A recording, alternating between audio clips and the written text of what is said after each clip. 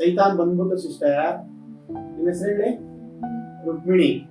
ತಪ್ಪಾಗಿ ತೆಗೆಬೇಡಿ, ನಾನೇ ಸೈತಾನ್ ಹೋಗ್ತೀನಿ. ರುಕ್ಮಿಣಿ ಅವನು ತಲೆ ತಿಂತಾವನೆ, ನಿದ್ದೆ ಮಾಡು ನೀನ್ ಸ್ವಲ್ಪ ಹೊತ್ತು. ಹಂಗೆಲ್ಲ ಹೇಳಲ್ಲ ಅವನ್, ಹಂಗೆಲ್ಲ ಹೇಳಲ್ಲ. ಪಕ್ಕ ಬಂದು ಎದುರುಗಡೆ ಕುತ್ಕೊಬಿಟ್ಟು ಸೈತಾನು ಮನ್ಸಲ್ಲಿ ಏನ್ ಮಾತಾಡ್ತಾನೆ ಗೊತ್ತಾ? ಸೀರಿಯಸ್ ಸಾಕು, ಆ ಕಡೆ ಎಲ್ಲೋ ನೋಡೋದು, ಅಲ್ಲ ಆ ಕಡೆ ಹಂಗೇನು, ಅಲ್ಲಿ ನೋಡು, ಅಲ್ಲಿ ಆ ಕ್ಯಾಡ್ರ ನೋಡ್ದ ಕೂತ್ಕೋ. ಹಂಗೆಲ್ಲ ಹೇಳಲ್ಲ ಅವನು. ನಮ್ಗೆ ಗೊತ್ತಿಲ್ದರೆ ಕ್ಯಾಡ್ರ ನೋಡ್ತಿರ್ತೀವಿ, ಅವ್ನು ನೋಡ್ಸೋದು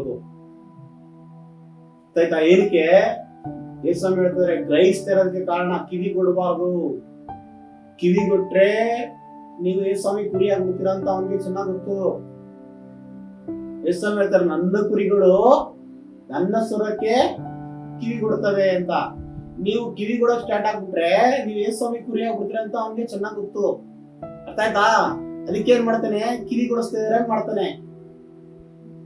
ಅಲ್ಲೆಲ್ಲೋ ನೋಡ್ಸೋದು, ಅದಲ್ಲೂ ಏನೋ ಕೆಲ್ಸ. ಅಯ್ಯೋ ಅವ್ರಿಗೆ ಆ ಬಟ್ಟೆ ಕೊಡ್ಬೇಕಲ್ಲ ಇವತ್ತು, ಅಯ್ಯೋ ಇರು ಅಲ್ವಾ, ಅಯ್ಯೋ ಎಷ್ಟು ಬಾಟಲ್ ನೀರು ಹೋಯ್ತಾ ಗೊತ್ತಿಲ್ಲ ಆ ಕಡೆ, ಇಲ್ಲಿ ಅಯ್ಯೋ ಅವ್ರ ಈವೆಂಟ್ಸ್ ಅಲ್ಲಿ ಅಲ್ಲಿ ಏನು ಲೈಟ್, ಯಾವ ಲೈಟ್ ಮಿಸ್ ಮಾಡ್ಬಿಟ್ರು ಅಲ್ವಾ, ಇವ್ರಿಗೆ ಇಲ್ಲಿ ಯಾವ ಲೆಕ್ಕಾಚಾರ ಅವ್ರಿಗೆ ಸಿಸ್ಟರ್ಗೆ ಬ್ಯಾಗ್ದು ಬಟ್ಟೆದು, ಇವ್ರಿಗೆ ಬಟ್ಟೆದು. ಅರ್ಥ ಆಯ್ತಾ? ಒಬ್ಬೊಬ್ಬರಿಗೆ ಒಂದೊಂಥರ ಗಮನ ಸಲ್ಲಿಸ್ಕೊಂಡು ಹೋಗ್ತಾನೆ. ಕಡೆನೇ ಕರ್ಕೊಂಡು ಹೋಗಿ ಕಿವಿ ಕೊಡಿಸ್ತಾರೆ ಮಾಡಿಸ್ತಾನೆ.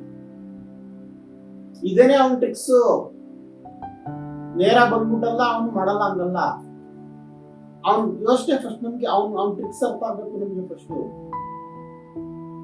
ಅವ್ನ್ ಫಸ್ಟ್ ಸ್ಟೆಪ್ ನಮ್ಗೆ ಅರ್ಥ ಆಗ್ತಿದ್ರೆ ಅವ್ನ್ ಲಾಸ್ಟ್ ಸ್ಟೆಪ್ ಹೆಂಗ್ ಅರ್ಥ ಆಗುತ್ತೆ ನಮ್ಗೆ?